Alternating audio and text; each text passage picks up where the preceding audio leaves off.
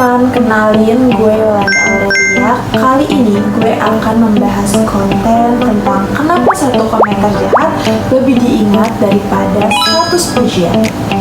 Gue mau nanya dulu nih sama kalian, pernah gak sih kalian upload foto, video, atau hasil kerja kalian?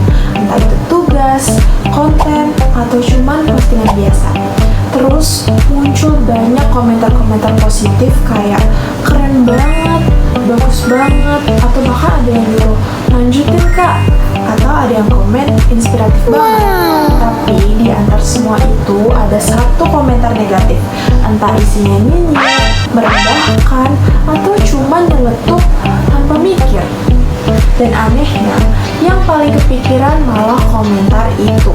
Padahal yang muji ada puluhan, bahkan ratusan. Kalau kalian pernah ngerasain hal ini, tenang aja. Ini bukan karena kalian lemah, dan ini juga bukan karena kalian lembah ya. Hari ini kita bakal bahas kenapa otak kita lebih mengingat komentar jahat dibanding 100 pujian itu. Dan kenapa hal ini bisa terjadi ke hampir semua orang. Fenomena ini sebenarnya sangat umum banget.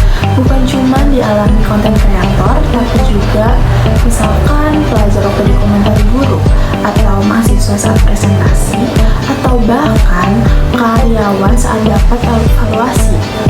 Satu kritik kecil ini aja bisa bikin kalian overthinking, kepikiran seharian, ngerasa aku kurang ya, sampai akhirnya malas lanjut.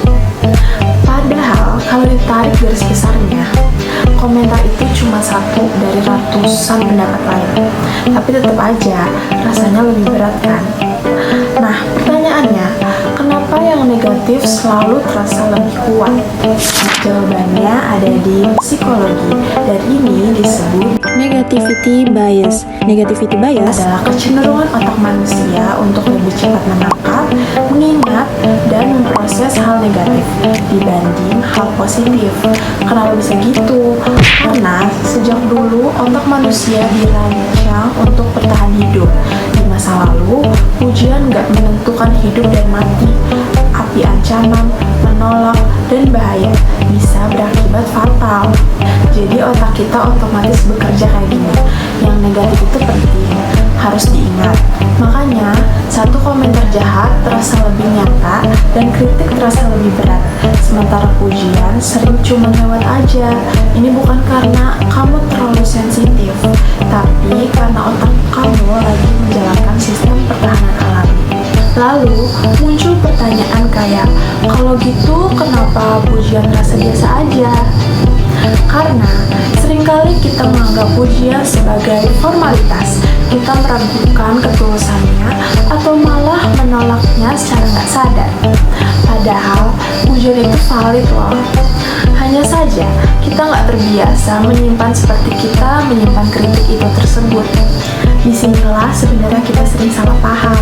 Kita sering dengar kalimat 1000 kebaikan bisa kalah oleh 1 keburukan. Padahal yang terjadi bukan karena 1 keburukan itu lebih benar, tapi karena manusia memang lebih sensitif terdapat hal negatif, baik saat menilai orang lain maupun saat menilai diri kita sendiri. Masalahnya, sekarang kita hidup di era media sosial, di mana di media sosial komentar negatif lebih mencolok, sering ditulis tanpa empati, dan datang dari orang yang bahkan gak kenal sama kita. Lucunya, orang yang menulis komentar jahat belum tentu paham konteksnya, belum tentu lebih benar, dan seringkali cuma lagi ngeluapin emosinya sendiri. Tapi tetap aja, otak kita bertanya, kok dia bisa ngomong kayak gitu ya ke aku? Padahal sebenarnya itu lebih mencerminkan kondisi si penulis, bukan nilai dari kita sendiri.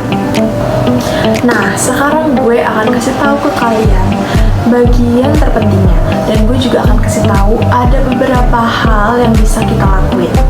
Yang pertama, sadarin dulu komentar jahat yang paling kamu ingat bukan berarti itu yang paling benar, tapi karena otak kamu memang lebih responsif terhadap hal-hal negatif. Yang kedua, bedakan kritik membangun dengan komentar yang hanya menjatuhkan. Kalau nggak ada solusi, nggak hanya merendahkan, itu nggak wajib kamu simpan. Yang ketiga, latih diri kamu untuk menghargai pujian, boleh dibaca ulang, di screenshot, atau dilihat saat kamu lagi ragu. Ingat ya guys, ini tuh bukan narsis, ini self-awareness dan self-care untuk diri kita sendiri. Jadi kalau hari ini kamu kepikiran satu komentar jahat, merasa kurang, atau mulai meragukan diri sendiri, ingat ini, satu suara keras nggak lebih benar dari 100 suara baik. Nilai diri kamu nggak ditentukan oleh komentar acak di internet. Dan kadang, yang perlu kita pelajari bukan cara membahas komentar jahat, tapi cara berhenti memberi mereka ruang kepada kepala kita. Kalau video ini rasa relate sama kalian, kamu nggak sendirian. Terima kasih sudah menonton video ini sampai habis. Jaga diri kalian, selalu bahagia, dan ingat, kalian lebih berharga dari satu komentar negatif. Kalau kalian suka sama video ini, jangan lupa di like, di komen, dan di subscribe. See you on the next video. Bye-bye.